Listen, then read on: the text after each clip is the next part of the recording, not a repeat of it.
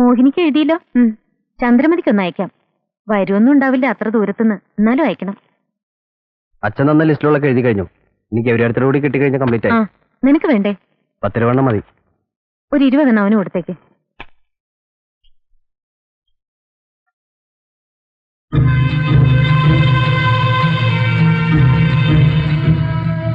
ഇവന്റെ പെണ്ണിനെ കാണാൻ തിരക്കായി എനിക്ക്.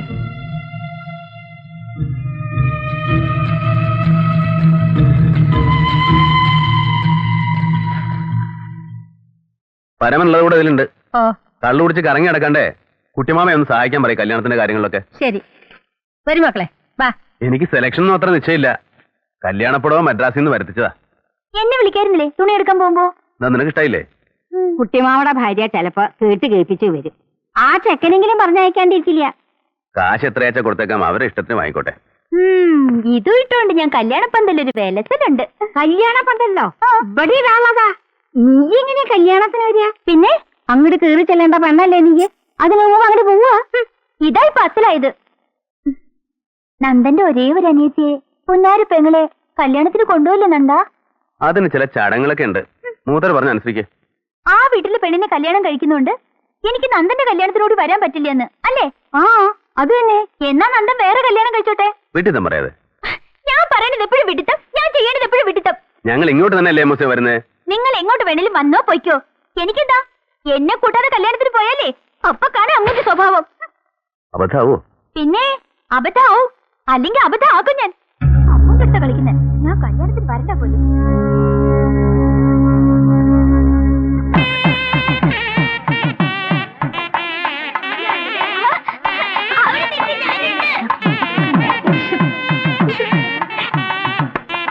ഗോമതിയമ്മായി കുറച്ച് മുല്ലപ്പൊടി തരും. കൊണ്ടുവരണോ? ഗൗരിയടത്തിന് മുടിയിൽ എത്ര പൂവിച്ചാലും തികയില്ല, അത്രയ്ക്ക് മുടിയുണ്ട്. നീ അതും ഇതും പറഞ്ഞ് കണ്ണു പെടണ്ട അവക്ക്. എല്ലാവരും വിളിച്ചിരുത്ത്. ഇത് റെഡിയായില്ലേ? ചെക്കനും കൂട്ടരും എത്തി. അതാ റെഡി.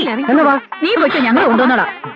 വെള്ളത്തും താലം എടുക്കാനുള്ള കുട്ടികളവിടെ താലം വിളിക്കോടെ. ഞാൻ തന്നെ വേണമെന്ന് നടക്ക അങ്ങോട്ട്.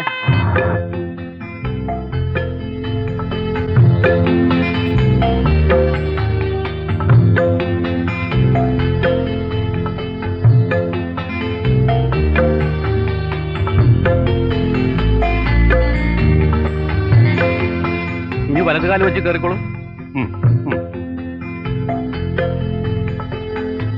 അമ്മ എവിടെ? പറയുമ്പോളെ അവളെവിടെ? വേണാച്ചി അമ്മ എവിടെ? കണ്ടില്ലല്ലോ.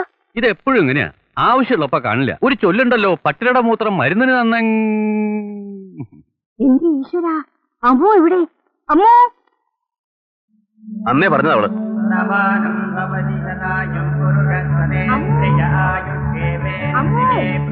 അമ്മോ, അമ്മൂട്ടിയെ. ചിന്നു, അമ്മുക്കുട്ടി എവിടെ മക്കളെ? ഞങ്ങൾ കണ്ടില്ല. രാവിലെ ഗന്ധർവൻ കാവിലേക്ക് വരുന്നുണ്ടോന്ന് ചോദിച്ചിരുന്നു. അമ്മ പറഞ്ഞില്ലേ പോണ്ടാന്ന്. എന്റെ ഈശ്വര, അമ്മുക്കുട്ടി. അമ്മോ, അമ്മോ, അമ്മോ, അമ്മോ, അമ്മുക്കുട്ടി, അമ്മുക്കുട്ടി.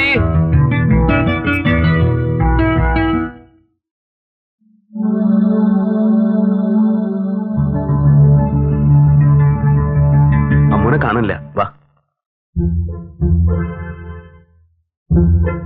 വാ ഗൗരി.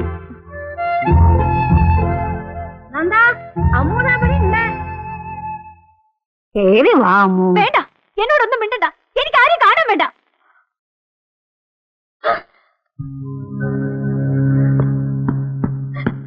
പേടിപ്പിച്ചോളഞ്ഞല്ലോ നീ. വാ. എന്റെ മുമ്പിൽ ഒരു വലിയ കല്യാണക്കാരൻ. ഞാൻ കല്യാണത്തിന് വന്നാ ഭൂമി പളർന്നു പോവുമല്ലോ. വാ മോളെ.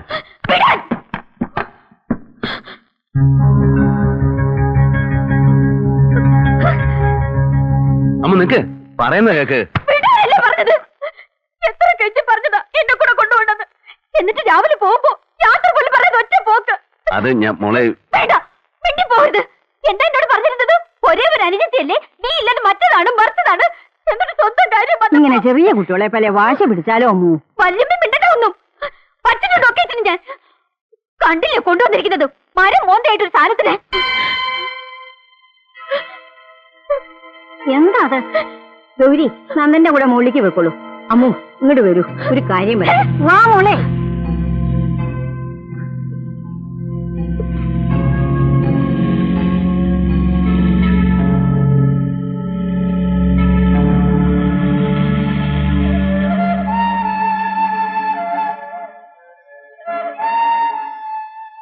കുറെ മുമ്പ് വരച്ചതാ. മെർമൈഡ്. ഞാൻ കണ്ടിട്ടുണ്ട്. എവിടെ വെച്ച്? ടൗൺ ഹാളിലെ പെയിന്റിംഗ് എക്സിബിഷന്. ഓഹോ, അപ്പൊ എന്നെ കണ്ടാണല്ലോ. അത് ശരി.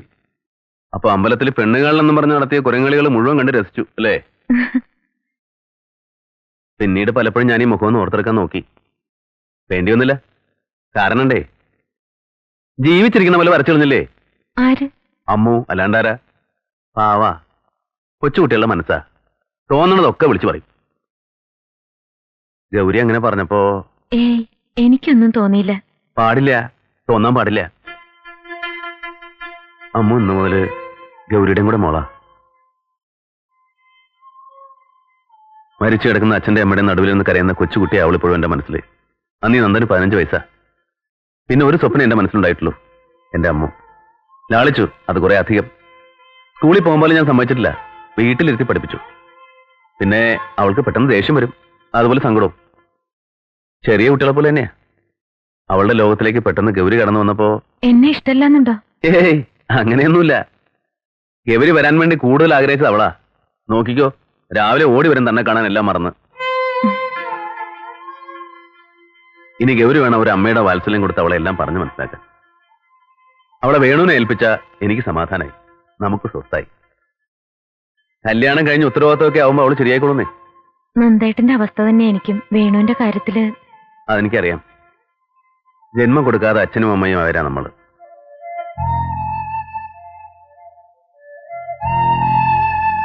എല്ലാം ഒന്ന് തുറന്നു പറയാൻ, ഒരു സമാധാനമൊക്കെ പറയാൻ താൻ എന്നും എന്നോടൊപ്പം ഉണ്ടായാൽ മതി. ഛേ, എന്താ അത്? ഒരു നല്ല ദിവസമായിട്ട് താൻ കരയാ?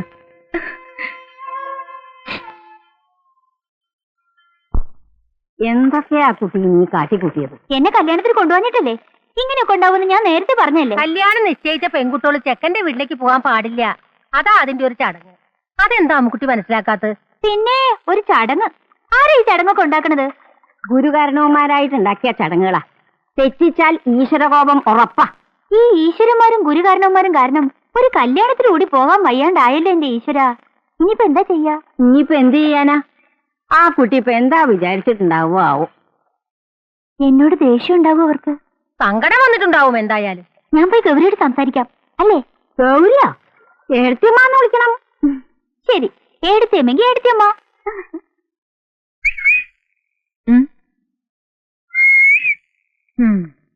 എന്താ എന്താ ഇത്? വെള്ളം മാറി കുളിച്ചതാ. നന്നായിട്ടൊന്ന് തോർത്തിട്ട് പോലില്ല. എങ്ങനെ ജലദോഷം വരാതിരിക്ക? പച്ചവെള്ളത്തിലുള്ള ഈ കുളി വേണ്ട കേട്ടോ. കെട്ടിക്കൊണ്ട് വന്നാൽ മാത്രം മതിയോ? ഇതൊക്കെ നോക്കിക്കൂടാ നന്ദന്? ഗൗരി, അല്ലല്ല, ഏടത്തിയമ്മ. എന്നോട് ദേഷ്യ? ഞാൻ ഇന്നലെ വിളിച്ചില്ലേ മരുമോന്തെന്ന്? അത് വെറുതെ കേട്ടോ. എന്റെ ഗൗരി സുന്ദരിയാ. നന്ദൻ ഭാഗ്യവാനാ. നല്ലൊരു പെണ്ണിനല്ലേ ഭാര്യയെ കിട്ടിയിരിക്കുന്നത്. അയ്യോ, ഇതൊക്കെ നന്ദന്റെ മാത്രം ഭാഗ്യമൊന്നുമല്ല, ഒരാടെ പ്രാർത്ഥനയോടെ കൊണ്ടാ. ആരുടെയാ ഈ എന്റെ? നമ്മുടെ ഗന്ധർവന്റെ അമ്പലത്തില് മാല എത്ര കെട്ടിയിട്ടെന്നറിയോ? അത് സ്വന്തം കൈകൊണ്ട്. ആ, ഗന്ധർവൻ കാവില് ചെമ്പകം പൂത്തുന്ന് 6 എണ്ണം ഉണ്ടത്രേ. നമുക്കിത് പോയി കണ്ടാലോ? ഗൗരി, ഏടത്തിയമ്മ. ഈ ഏടത്തിയമ്മ എന്നുള്ള വിളി ഒരു സുഖമല്ലേ ഏടത്തിയമ്മേ? എന്തോ ഒരു അകൽച്ച പോലെ. ഞാൻ ഗൗരിനെ വിളിക്കട്ടെ? ആ, അല്ല വേണ്ട, ആരെങ്കിലും കേട്ടാ പിന്നെ അത് മതി. നമുക്ക് ഒറ്റയ്ക്ക് അമ്മ വിളിക്കാം. അമ്മ എന്ത് വേണമെങ്കിലും വിളിച്ചോളൂ, എനിക്ക് ഒരു ആക്ഷേപവും ഇല്ല. ഗൗരിയടുത്ത് എന്തെങ്കിലും ഒന്നില്ലെങ്കിൽ ഏട്ടന്റെ ഭാര്യയല്ലേ? പിന്നെ അവള് പറഞ്ഞ ശരിയാ. ഗൗരി എടുത്തമ്മേന്നായാലോ? ആ, വലിയ കുഴപ്പമില്ല. ഓ, അങ്ങനെയെങ്കിൽ അങ്ങനെ.